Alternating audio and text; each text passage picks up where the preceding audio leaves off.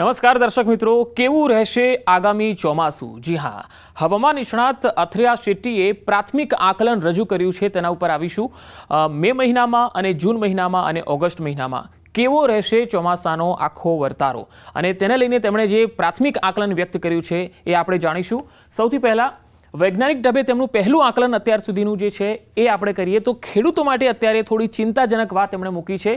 ખેડૂતો માટે ચિંતા વધારી શકે છે આવનારું ચોમાસું. કેમ?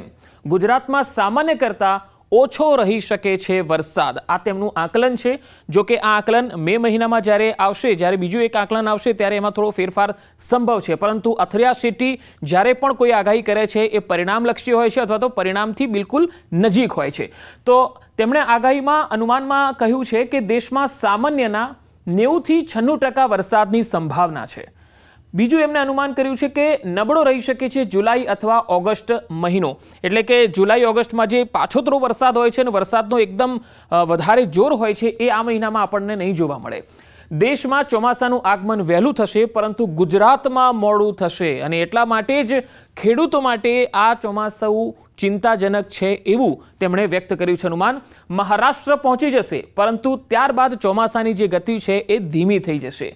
એટલે મહારાષ્ટ્રમાં તો ચોમાસું એના નિર્ધારિત સમયમાં આવી જશે, પણ ત્યાંથી જે ગુજરાત તરફ આવતું હોય છે એમાં વિલંબ થઈ શકે છે. વરસાદ ઓછો રહેશે, પરંતુ દુષ્કાળની સ્થિતિની કોઈ સંભાવના નથી.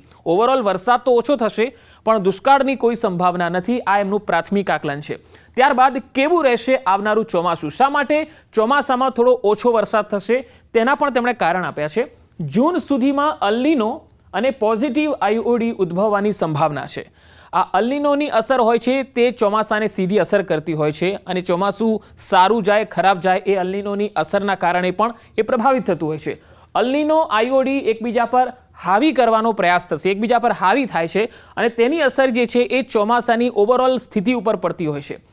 બંને વચ્ચેની ખેંચતાણના કારણે અનિયમિત રહી શકે છે વરસાદ. એટલે કે અલ નીનો અને આઈઓડી આ બંને જ્યારે એકબીજા પર હાવી થવાનો પ્રયાસ કરે એટલે ખેંચતાણ થાય, એટલે આ ચોમાસાની જે ઋતુ પ્રક્રિયા છે એ અનિયમિત થવા લાગે. એટલે વરસાદ જેવો પડવો જોઈએ એવો ના પણ પડે, અથવા તો ખૂબ વધારે પડે.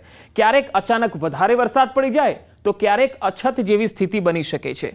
રાજ્યમાં ભારે પૂર આવે એવા વરસાદનો રાઉન્ડ પણ આવશે એવું પણ તેમણે અનુમાન વ્યક્ત કર્યું છે. તો આ છે ચોમાસાની ઓવરઓલ સ્થિતિ. હવે અલ નીનોની આખી સ્થિતિ આપણે સમજવી જોઈએ, કારણ કે વારંવાર તમે સમજતા હશો કે આગાહીકારો એવું કહે છે કે અલ નીનોની અસર. તો આ અલ નીનો શું છે? અલ નીનોનો આ ભાગ જે તમે જોઈ રહ્યા છો એ સૌથી ગરમ ભાગ છે, અને આ જે ભાગ છે એ અમેરિકા બ્રાઝિલની વચ્ચેનો જે દરિયાઈ સી છે ત્યાં અલ નીનોનું આ ગરમ ભાગ છે. જ્યારે આ અલ નીનોનો ગરમ ભાગ ભારતના દરિયા તરફ હોય, એટલે કે આ તરફ ચાઇનાની નજીક હોય, તો વરસાદ સારો થવાની સ્થિતિ હોય છે. પરંતુ આ વખતે અલ નીનોનો સૌથી વધારે ગરમ ભાગ જે છે એ તમે જોઈ શકો છો મેક્સિકોની નીચે ના દરિયામાં વધારે દેખાય છે.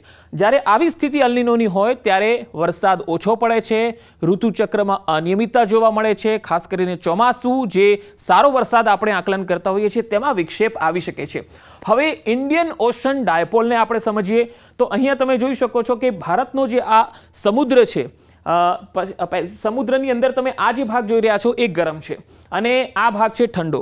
એટલે આ રીતે જોઈએ તો આ ભાગ જો ગરમ રહે તો ભારતની અંદર ચોમાસું સારું રહે છે, સારો વર્તારો છે. જો આ ભાગની જગ્યાએ અહીંયા જો ગરમ હોય તો એનો મતલબ એવો થાય કે ભારતમાં ચોમાસું તેના નિર્ધારિત સમય કરતાં મોડું આવી શકે છે, અથવા તો નુકસાન પણ જઈ શકે છે. ચોમાસામાં ખેડૂતો માટે પણ ચિંતાજનક બની શકે છે. એટલે આ એક સારો સંકેત છે. હવે કેવું રહેશે ચોમાસું, એમાં અનુમાન જે છે ચોમાસાના આગમનને લઈને એ આપણે સમજીએ.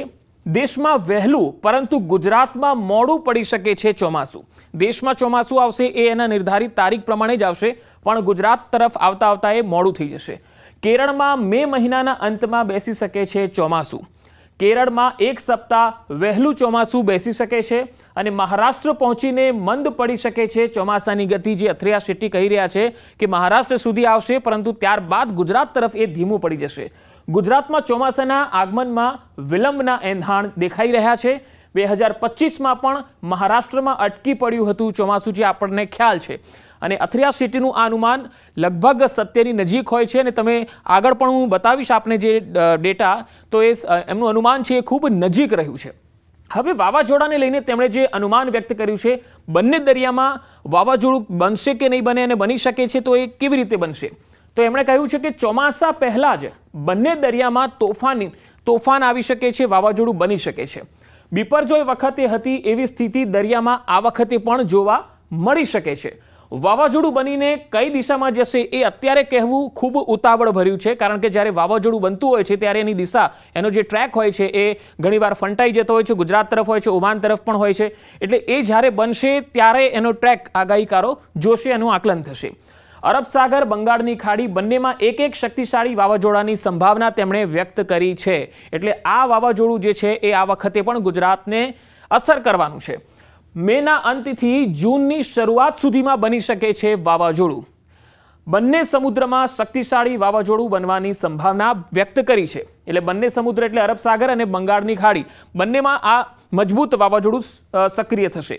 બંગાળની ખાડીમાં સિઝનમાં ઓછા લો પ્રેશર બનવાની પણ આશંકા તેમણે વ્યક્ત કરી છે. તો આ વાવાઝોડું છે એની અસર ચોમાસાને પ્રભાવિત કરશે. હવે આપણે જોઈએ કે ચોમાસાને લઈને 2025માં અથિયા શેટ્ટીએ શું અનુમાન વ્યક્ત કર્યું હતું. તો અનુમાન છે 115 થી 130% વરસાદનું અનુમાન તેમણે વ્યક્ત કર્યું હતું, ને એટલે કે સામાન્ય કરતાં વધુ વરસાદનું તેમણે અનુમાન આપ્યું હતું.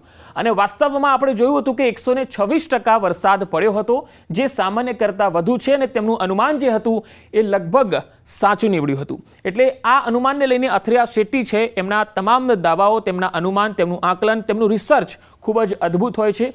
હવે ચોમાસાના વરસાદને લઈને હવામાન વિભાગે જે માપદંડ આપ્યા છે એ આપણે સમજીએ. ઘણી વખત તમે સાંભળતા હશો કે 90% વરસાદ, 104% વરસાદ, એટલે કેટલો હોય? તો 90%થી ઓછો વરસાદ હોય તો એનો મતલબ છે દુષ્કાળ છે અથવા તો વરસાદની અછત છે. જો 90 થી 96% જેટલો વરસાદ રહ્યો હોય તો સામાન્યથી ઓછો વરસાદ કહેવાય. 90%થી 104ની આસપાસ જો વરસાદ પડે તો એ સામાન્ય વરસાદ થયો ગણાય, એટલે કે સારો વરસાદ કહેવાય. 105 થી 110% વરસાદ પડે એ સામાન્યથી પણ વધુ વરસાદ પડ્યો કહેવાય. એ ખેડૂતો માટે પણ ઘણો સારો વરસાદ છે. પણ 110%થી વધુ વરસાદ થાય તો એ સામાન્યથી અતિ વધારે કહેવાય, એટલે કે અતિવૃષ્ટિ પણ થાય છે, અને એમાં ખેડૂતોને પણ ઘણીવાર નુકસાન આપણે સાંભળતા હોઈએ છીએ. હવે આપણે સમજીએ કે 2025માં ચોમાસાના આગમન પર અથિયા શેટ્ટીએ શું અનુમાન વ્યક્ત કર્યું હતું. અથિયા શેટ્ટીએ 2025માં કહ્યું હતું કે કેરળમાં 21 થી 24 મેમાં ચોમાસું બેસી જશે. અને ખરેખર ચોમાસું બેસવાની તારીખ આપવામાં આવી હતી 24 મે. આ તારીખે ચોમાસું બેસી ગયું હતું. એટલે તમે જુઓ એકદમ નજીક 21 થી 24નું તેમણે અનુમાન કીધું હતું, 24 તારીખે ચોમાસું બેસી ગયું હતું. મુંબઈમાં 3 જૂનની તારીખ એમણે અનુમાનિત આપી હતી અને 26 મેના દિવસે ચોમાસું બેસી ગયું હતું. એટલે અહીંયા પણ તમે જુઓ કે ખાસ ઝાઝો ફરક નથી, એક આ 7 દિવસનો ફરક છે. ગુજરાતમાં 13 થી 17 જૂનમાં ચોમાસું બેસી જશે એવું તેમણે કહ્યું હતું. 16 જૂનના રોજ ચોમાસું બેસી ગયું હતું. એટલે આ પણ એકદમ એક્યુરેટ એમને આકલન વ્યક્ત કર્યું હતું. હવે છેલ્લા 5 વર્ષમાં ચોમાસું ક્યારે બેઠું છે એ પણ આપણે સમજવું જોઈએ. હવામાન વિભાગે કહ્યું છે 2021માં 3 જૂનના રોજ બેઠું હતું. આકલન વ્યક્ત કર્યું હતું કે 3 જૂને ચોમાસું બેસશે 2021માં, પણ બેઠું હતું 31 મેના રોજ. એ જ રીતે 2022માં હવામાન વિભાગે અનુમાનિત તારીખ આપી હતી 29 મેની, અને 29 મેના રોજ જ ચોમાસું બેસી ગયું હતું, સારો વરસાદ શરૂ થઈ ગયો હતો. 2023માં હવામાન વિભાગે કહ્યું હતું કે 8 જૂને ચોમાસું જે છે એ બેસવાનું છે, અને 8 જૂને જ ચોમાસું બેઠું હતું 2023માં. 2024માં 31 મેના રોજ તેમણે કહ્યું હતું કે ચોમાસું ગુજરાતમાં બેસશે, અને 30 મેના રોજ ચોમાસું બેસવાની તારીખ પણ આવી ગઈ હતી. એટલે કે અહીંયા સરખું જ લગભગ દેખાય. અને 2025માં 27 મેના રોજ અનુમાનિત તારીખ આપી હતી ચોમાસું બેસવાની, અને 24 મેના રોજ ચોમાસું બેસી ગયું હતું. એટલે આ હવામાન વિભાગની તારીખ છે. હવે ગુજરાતમાં કેવા રહ્યા છે છેલ્લા 5 ચોમાસા એ પણ આપણે સમજવા જોઈએ. ચોમાસાનું આગમન અને સરેરાશ વરસાદ કેટલો થયો છે એ તો 2021માં 9 જૂનના રોજ વરસાદનું આગમન થયું હતું, એટલે કે જે આકલન હતું એનાથી વહેલું આપવામાં આવ્યું હતું ચોમાસું. અને એવરેજ વરસાદ થયો હતો 94%, જે સામાન્યથી ઓછો થયો હતો.